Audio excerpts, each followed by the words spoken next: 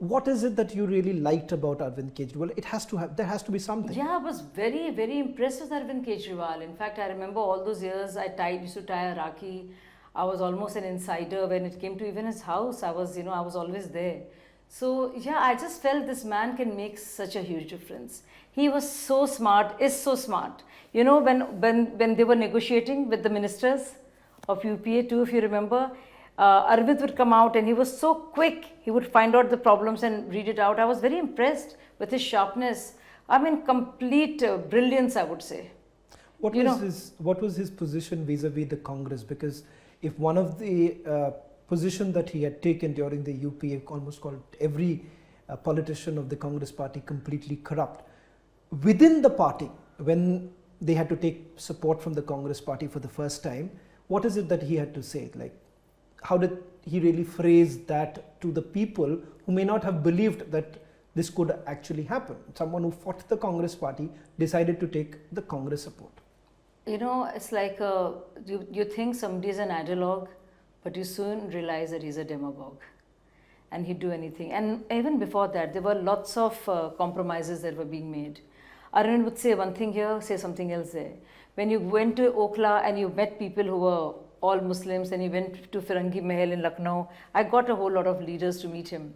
He would say exactly what they wanted to say about Batla House and all of that. When he would go to other constituencies, he would say something else. He would lie blatantly, like he would say ki ye log jo But isn't this like what a politician is? Yeah, no, he would say, but we didn't expect that from Arvind, right? Because we were doing politics of difference. I mean, I could have joined any other party then, if it had to be like any other party, right? So some things were very jarring, but I felt this is how it's done perhaps, and maybe he needs to say this. ऐसे जो AC में बैठने वाले लोग हैं, इनको नहीं छोड़ना चाहिए, निकालना चाहिए इनको बाहर और सवाल पूछना चाहिए. So I said this is very disturbing. We shouldn't say that. हम लोग भी तो air conditioned कमरे में बैठे थे अभी निकल कर आए. Why are we saying that? He said नहीं बोलना ज़रूरी है. So Arvind was very sharp. Arvind was very clear. Who will vote for him? And he says when people vote for you, ये सब तो आ ही जाएंगे. So he's very sharp. He gets it. Like what he said? He said something very interesting which has stayed with me and I'll never forget. And it's true. He says मुसलमानों के लिए ज़्यादा फिक्र नहीं करो. मैंने कहा क्यों? He says नहीं मुसलमानों को कुछ नहीं चाहिए, बस गाली बक दो बीजेपी को और आरएसएस को, वो उससे खुश हो जाएंगे.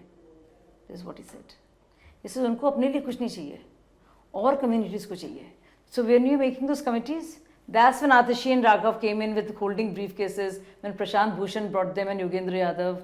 Yogendra Yadav knew Shilpa ji, who's Atashi ji's mother, who was a known communist, and both the parents, which is why her name was Marlena, Marx and Lenin. So when Raghav walked in as a sweet kid, because they were brought in by Prashant Bhushan and Yogendra Yadav, Arvind would shut the door and not even let them come in. Can you imagine? I've seen those days. And Prashant ji would say, Shazia, दरवाज़ा खुलवा दो. मैंने कहा मनीष नहीं खुलवाने देगा. बोले no, they're good people, they'll work, they'll help out. Much after the Anna movement, they had nothing to do with the Anna movement. This is when the party was being made and Yogendra Yadav was setting up committees. You see, so these two would come in and so I would quietly let them come in. Prashant ji would ask me and I would say, Arvind, आने दीजिए, क्या है? So they would come in. This is how it was. Can you imagine? Can't believe how things have changed.